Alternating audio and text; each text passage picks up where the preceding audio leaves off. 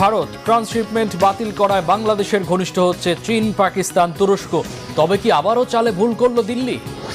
থামছেই না যুক্তরাষ্ট্র চীন শুল্ক যুদ্ধ। এবার মার্কিন পণ্যে 125% শুল্ক আরোপ চীনের। কি করবেন ডোনাল্ড ট্রাম্প?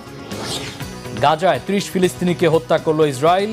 10,000 ফিলিস্তিনের বিদেশি চিকিৎসা প্রয়োজন বলল WHO।